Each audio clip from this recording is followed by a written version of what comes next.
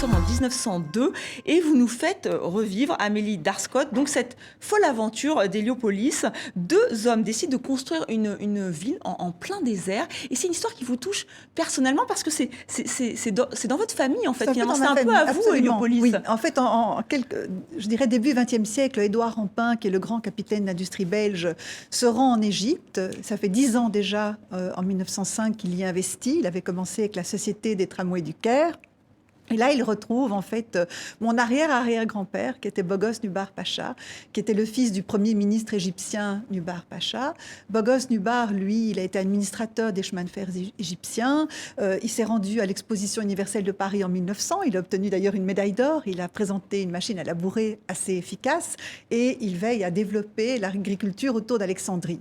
Ces deux hommes se rencontrent pour créer une société qui s'appelle en termes courts la Cairo électrique. C'est une société qui est une société immobilière pour construire une nouvelle ville, Héliopolis, la ville du soleil, à une quinzaine de kilomètres du Caire. Et vous nous rappelez d'ailleurs que Édouard Rampin a eu un coup de foudre pour l'Égypte, ce qui arrive assez souvent d'ailleurs à tout à chacun. Et c'est pour ça qu'il veut fonder cette ville en plein désert. Il veut fonder cette ville en plein désert et en même temps il veut quelque part être gravé sur le socle de la gloire. Édouard Rampin n'a presque plus rien à prouver quand il arrive en Égypte. Il a 48 ans, il est au sommet de ses entreprises. L'Empire Rampin, ce sera au cours de sa vie 105 sociétés sur 4 continents différents. Mais comment rester quelque part éternel ? Il est éternel parce qu'il a créé cette nouvelle ville ex nihilo en plein désert. C'est un challenge absolument extraordinaire. Il va d'abord avoir des concessions pour le chemin de fer et les lignes de tramway. Il faudra creuser des puits artésiens. Il faudra construire des centrales électriques. Il faudra construire des usines pour les briques en silico-calcaire. Donc c'est un challenge évidemment monumental. Et alors, ce qui est étonnant, enfin, pas vraiment, mais c'est vrai qu'aujourd'hui, Héliopolis a été intégré dans la ville du Caire. Vous connaissiez Héliopolis, évidemment, quand vous avez vécu au Caire. Bon, moi, je suis né en 48 et j'ai quitté en 1962. Héliopolis était une banlieue proche du Caire. Ce n'était plus du tout le désert. Donc, c'était effectivement quelque chose de particulier.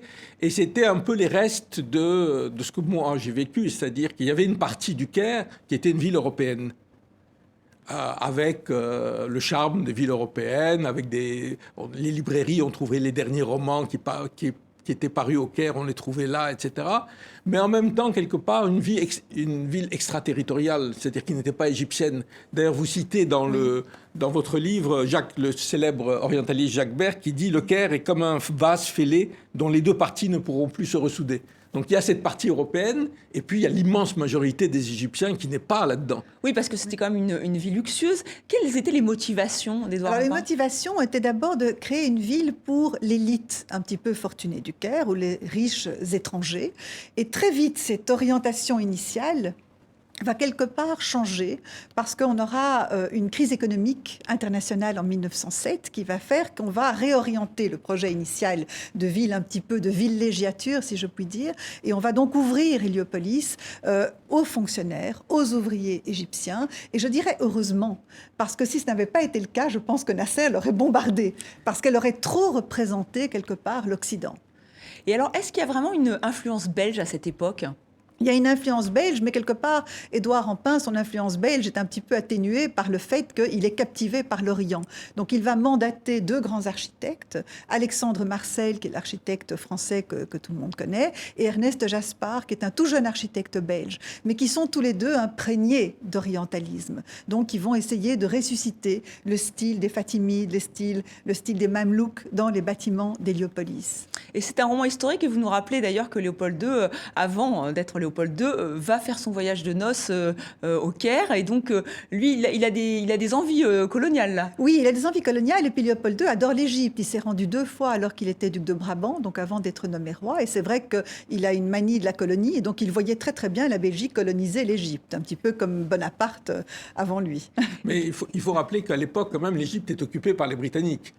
L'Égypte est une colonie britannique. Oui, évidemment, mais là il se dit pourquoi pas la Belgique finalement. Voilà, non, mais c'est l'Égypte est politiquement, militairement occupée par les Britanniques, mais avec une vraie influence française, de la francophonie, à travers les missions aussi bien laïques que religieuses, etc. Donc il y a toujours...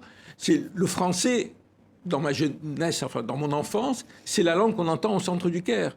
que parlent à la fois une partie des Égyptiens, notamment les Coptes, mais aussi les Grecs, les Italiens, etc., etc. Donc il y a une vraie influence française. La France a lutté un peu contre les Britanniques par cette influence culturelle. La France et la Belgique, comme vous nous le rappelez dans votre roman. Le français est une manière de faire de la résistance à l'occupation britannique. Oui. Quelque part, c'est de rappeler que la France a la main mise sur l'égyptologie aussi.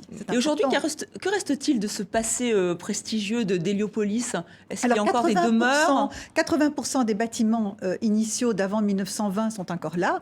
Malheureusement, il y en a certains sur lesquels des bâtiments supplémentaires ont été construits. Donc d'un immeuble, on a fait des immeubles avec des appartements beaucoup trop élevés et on a construit un petit peu au détriment de l'espacement du bâti, puisque une des spécificités d'Héliopolis, c'était d'avoir une ville verte avec énormément de plantations, un espacement entre les bâtiments, et tout ça va être contré par les bâtiments construits de façon anarchique. Mais les bâtiments emblématiques sont encore là. Vous avez le Palace Hotel, qui était considéré comme le plus bel hôtel du monde, est un des palais présidentiels.